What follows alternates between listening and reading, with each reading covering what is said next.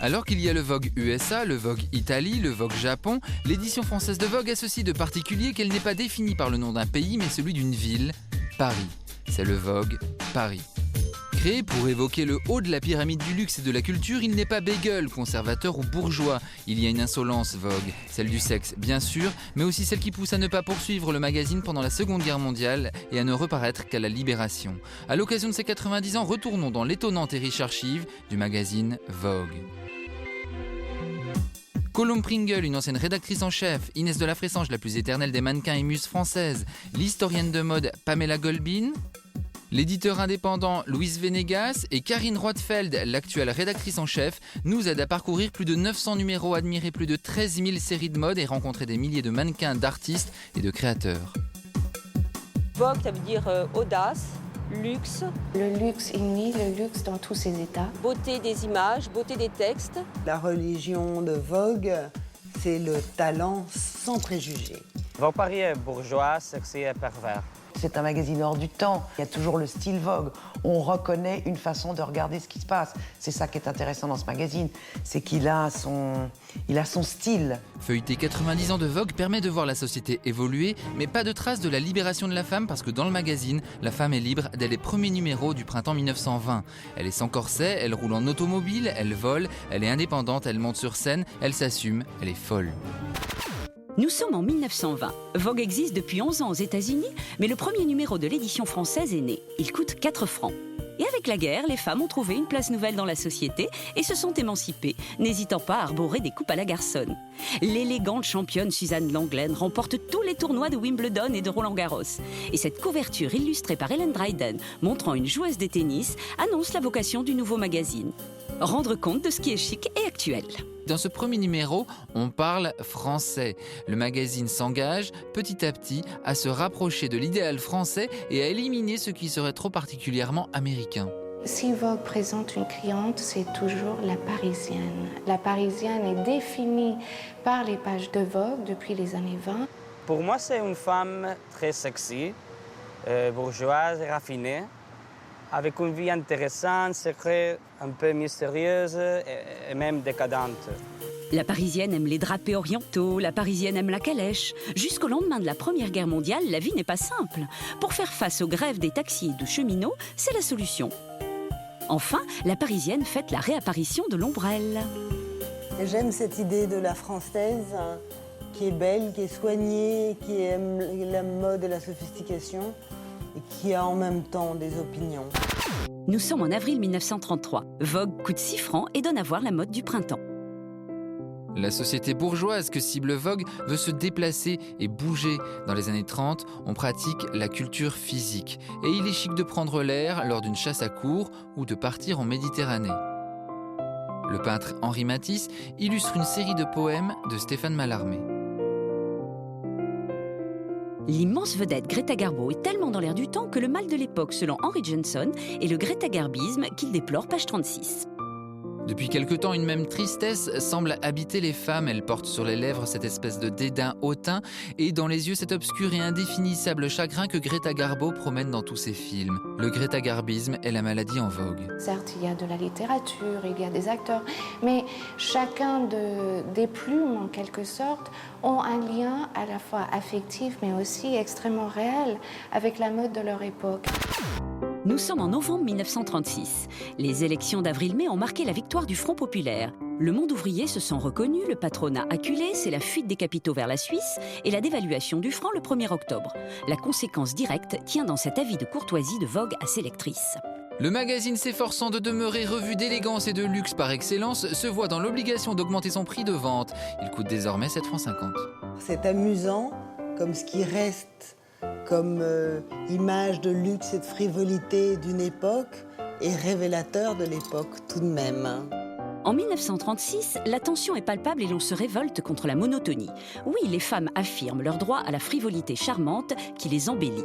Alors, en noir et blanc, Vogue propose de se voiler de tulle bleu et de sequins Jeanne Lanvin. On aime les détails des inventions et des nouveautés. La nouvelle figure du moment, c'est Marlène Dietrich. Page 57, Henriette Pierrot l'a suivie lors de son passage à Paris et nous décrit toute sa journée et la réaction des gens dans les boutiques.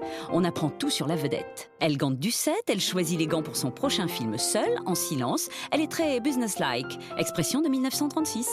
Question beauté, en 1936, il est de bon ton d'avoir le teint mat, les lèvres brillantes et un pH acide. Nous sommes en mars 1940. Voici l'une des dernières parutions de Vogue juste avant la guerre. En effet, le magazine va cesser d'être publié pendant 5 ans, mais on annonce déjà un esprit de résistance.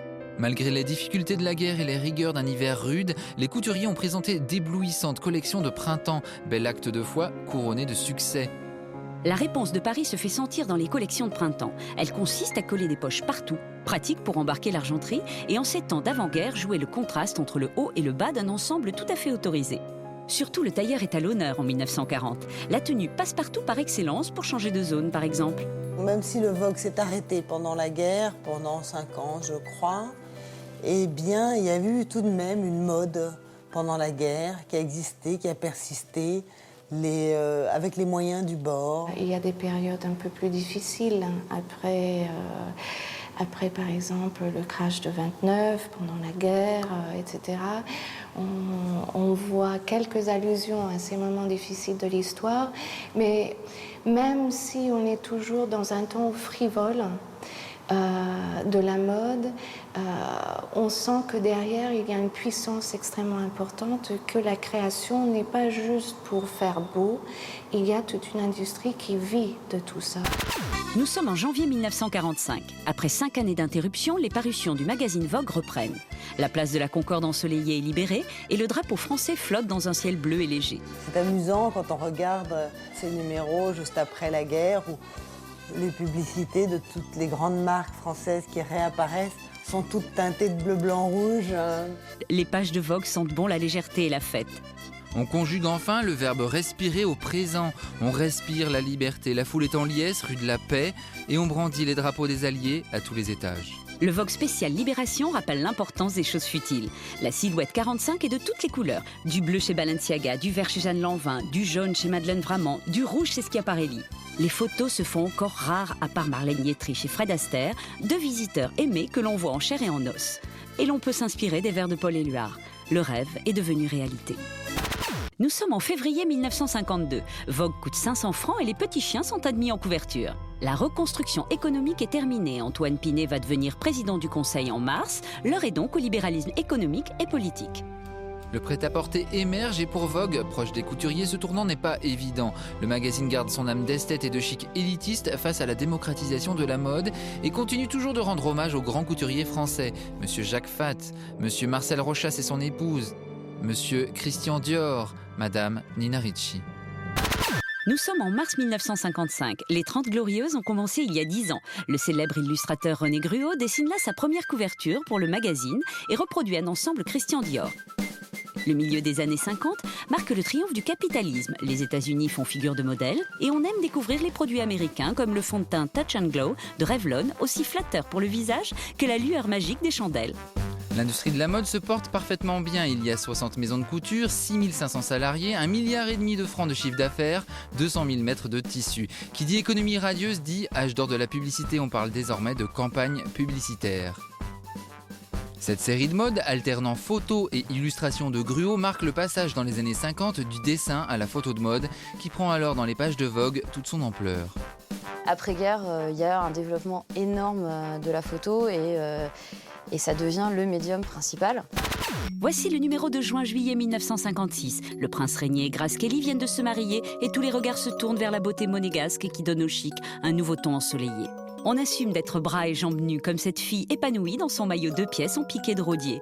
La photo est prise devant le bar du Soleil à Deauville par Henry Clark, photographe américain réputé pour ses clichés glamour qui travaillera plus de 20 ans pour Vogue. Le magazine donne la priorité aux photographes engagés pour qui la photo de mode est avant tout un moyen d'expression personnelle et qui ont le goût de la transgression. Dans n'importe quelle édition de Vogue Paris, la photo est fondamentale. C'est la base sur laquelle s'appuie le reste de la revue. Quelques-unes des images apparues dans Vogue Paris sont devenues de véritables icônes contemporaines. Toutes les générations des plus grands photographes sont passés par Vogue. Donc au début, on a Horst, Durst, Hunnigan, Huneux. Et puis ensuite, on va avoir tous les photographes humanistes français comme Sabine Weiss, comme Robert Doisneau. Et en 1956, c'est donc Robert Doisneau qui rapporte tous ces clichés des répétitions du ballet du chorégraphe Jean Babilé, sensation de l'époque. On apprend dans l'organigramme qu'Edmonde Charleroux est devenue rédactrice en chef du magazine, Vogue à la tête et les jambes. Nous sommes en septembre 1963. David Bailey signe la couverture. Il est l'un des photographes qui ont le mieux immortalisé les années 60, rivalisant d'inventions avec William Klein, Bob Richardson, Henry Clark, Helmut Newton ou Irving Penn. En 1963, la jeune chanteuse Françoise Hardy est l'idole des jeunes. La grâce de la jeune chanteuse est considérée comme une nouveauté. François Nourricier lui prête l'invention de la grâce ennuyée. À 20 ans, elle symbolise le sentimentalisme un peu anémique qui transporte les moins de 18 ans. Et c'est le photographe William Klein qui grave cette figure à jamais dans l'histoire des yéyés. La haute couture parisienne est à l'honneur et Vogue dresse le bilan des surprises piochées dans les collections de l'hiver 63-64. Une botte fait sensation. C'est même une cuissarde signée Roger Vivier pour Yves Saint Laurent en crocodile noir, shootée par Irving Penn. Sublime. Plus loin, c'est le photographe David Bailey qui donne sa vision d'un hiver couleur de fleurs et les filles posent comme des automates immortalisées dans l'herbier de Bailey. Nous sommes en septembre 1965. Le général de Gaulle est réélu président. Madame Claude Pompidou, l'épouse du Premier ministre, soutient le milieu des arts et de la mode. Créateurs, artistes et couturiers constituent un même cercle. Vogue a toujours réuni des clans d'artistes, de clans d'illustrateurs, de clans de photographes. Vogue a l'audace de prendre des gens différents. On voit même des chefs étoilés, on voit des hommes politiques, on va voir des illustrateurs, des bijoutiers. Je pense que c'est ce rapport entre ce monde du luxe, ce monde de l'image, de l'excentricité. Colette avait écrit des papiers absolument formidables dans Vogue. Il y avait des grands auteurs qui se jouaient de ce rapport comme ça entre le luxe, le privilège et l'ironie, et l'humour et la beauté, parce que c'est quand même un magazine de la beauté. Quelques mois avant d'entrer à l'Académie française, Maurice Druon lance ses maximes sur l'élégance. Exemple. Les femmes qui ne font un effort que pour sortir ne sont pas celles avec lesquelles on souhaite rentrer. Autre maxime.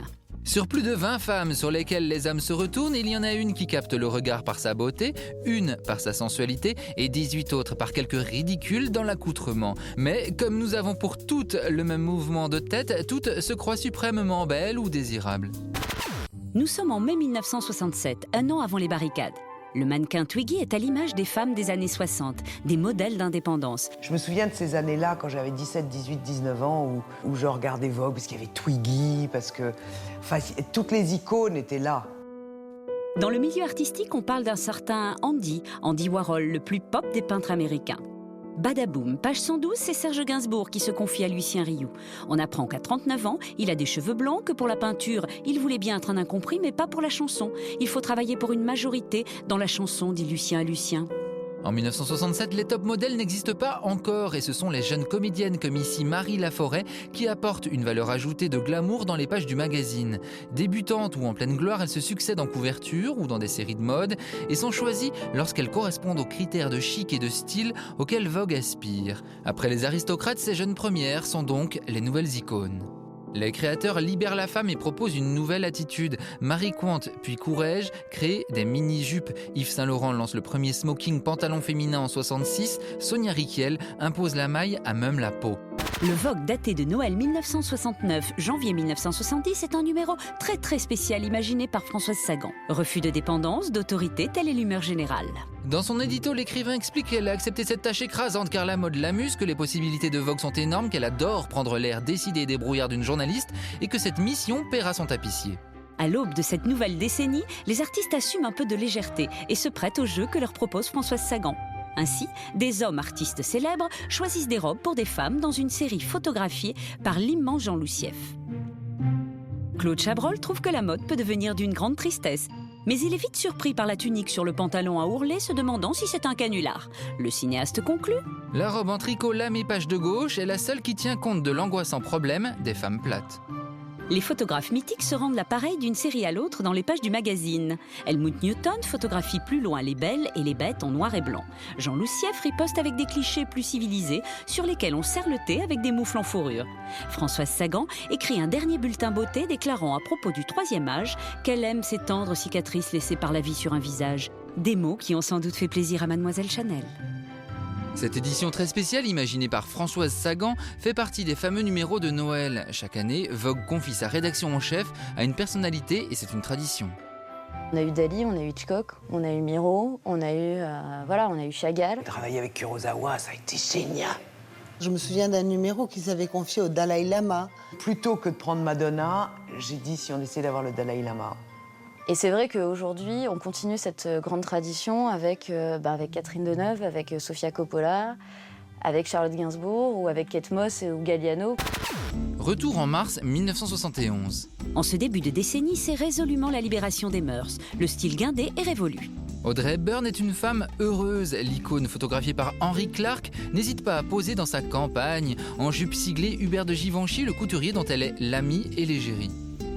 On entre aussi dans l'opulente maison du créateur idole Gianni Versace, ici entouré de ses amis et de sa sœur Donatella.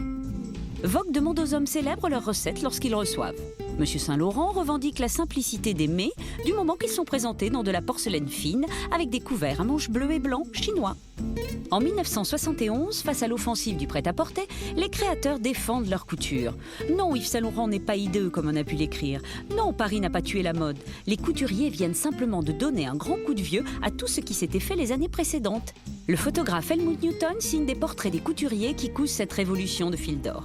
Yves Saint-Laurent taille des vestes qui sentent le smoking à pleine épaulette. Chez Givenchy, on est Givenchy et graphique. Pierre Cardin explique qu'il fait avancer la mode avec ce nouveau pantalon au bas évasé et arrondi. Emmanuel Ungaro ne veut pas se prendre pour un artiste, mais rester à sa place. Marc Bohan, qui a succédé à Yves Saint-Laurent chez Dior, taille des jupes aux genoux et très fendues pour faire de jolies jambes.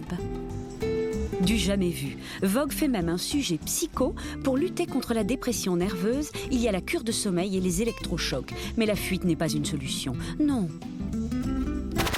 Nous sommes en novembre 1977, grande époque de libération sexuelle. Catherine Deneuve bat le record du nombre de couvertures faites par une actrice pour Vogue. Elle en aurait fait 16 en tout. Henry Clark l'immortalise. Le soir dans les années 1970 est forcément un moment fort. Dîner et danser dans des tenues faciles mais sophistiquées. Voilà un objectif. Et le succès du prêt-à-porter aide à le résoudre. De nouveaux créateurs et de jeunes marques transforment en effet le paysage de la mode.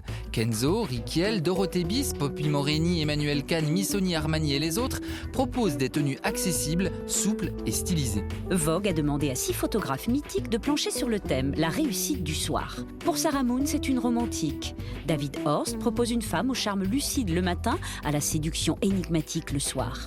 Quant à Helmut Newton, l'un des pères du porno chic, il a choisi Charlotte Rampling comme star de la nuit, transformant la fille la plus naturelle et la plus simple en femme dévastatrice au charme pervers. La beauté de ce noir et blanc, la beauté de ces femmes, l'ambiguïté du féminin masculin, le sexe glorifié et en même temps étrange, c'était très provoquant. Septembre 1979, mis en scène par Jacques Tati. Le réalisateur célèbre entre autres pour son film Monsieur Hulot.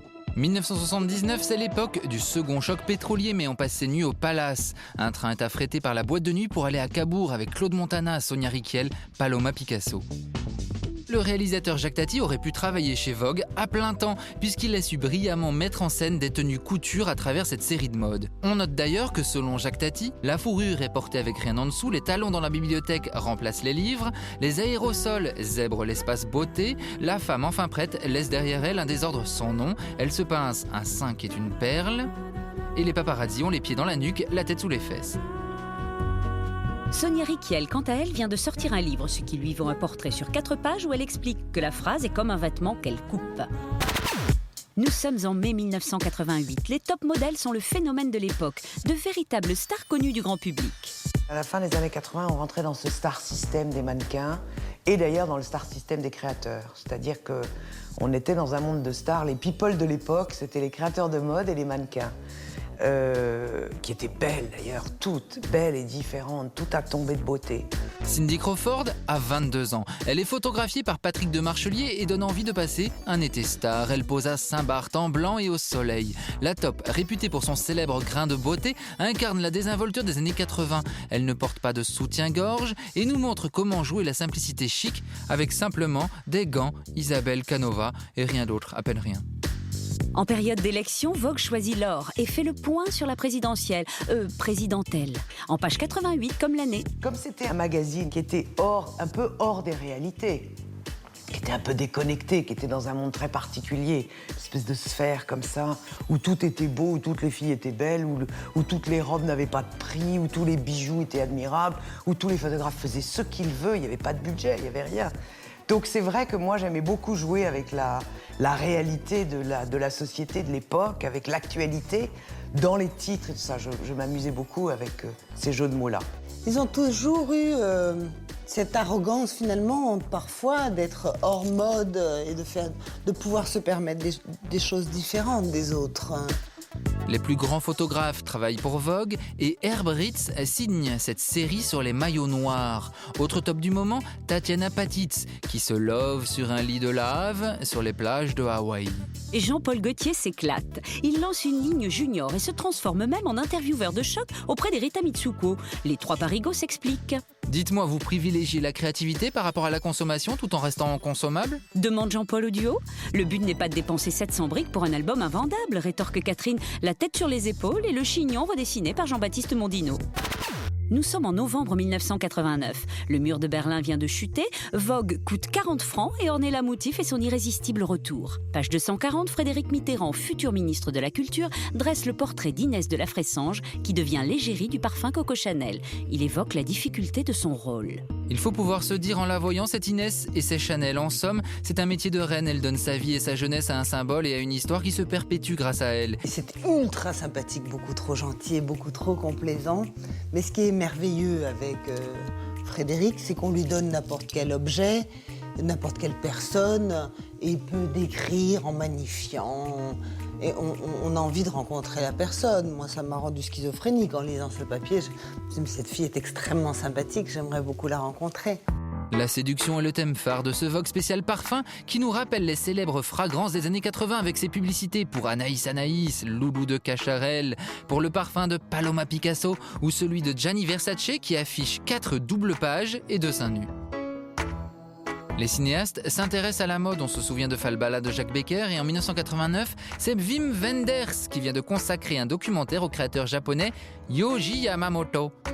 Et Giovanni de Bourbon-Sicile, roi des pommes Pont-Neuf, des pommes à sa façon, des pommes luxueuses, réhabilite les frites maison design. La frite, c'est chic. La frite, mais le jambon de Parme, où tu avais qu'une tranche de jambon comme une robe, enfin, tout était dans une abstraction, dans une sophistication. Voilà, c'est un magazine sophistiqué.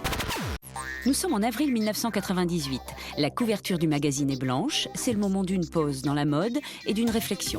On est à la fin du système des créateurs tout-puissants et à l'aube du nouveau système, celui des empires du luxe multimilliardaire et du culte des sacs à main. En 1998, Marc Jacobs arrive chez Vuitton et hop, publicité avec un sac géant. John Galliano arrive chez Dior et hop, publicité avec un sac Lady Dior. Alexander McQueen arrive chez Givenchy et hop, un sac boîte de Pandore.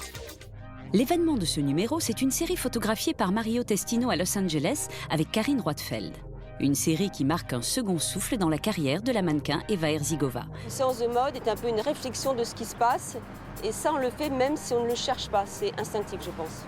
C'est toujours un reflet un peu de ce qui se passe autour de vous. Le nouveau millénaire arrive et on guette le microbe. On se méfie de l'eau. C'est l'âge de la vache folle et du poulet malade, de la fièvre porcine ou aviaire. Alors, on a recours à l'infirmière, à la communiante, au gourou, à l'oxygénation maximale, au yoga ayurvédique, au tofu ultra-protéiné et sans calories. L'illustrateur philosophe Jean-Philippe Delhomme se moque des branchés, texte cruel et lucide. Les branchés étaient vains. Francis d'Orléans enfonce le clou dans son article « La dérive conceptuelle ». Il explique que la mode attend quelque chose sans savoir quoi, que le minimalisme et le grunge des années 1990 atteint ses limites, comme cette publicité pour une marque de mode où on ne voit qu'une cabine téléphonique vide. Et audace formelle avec cette série photographiée par le sculpteur Robert Graham, très très fort pour remettre en scène le corps. Nous sommes en mars 2004.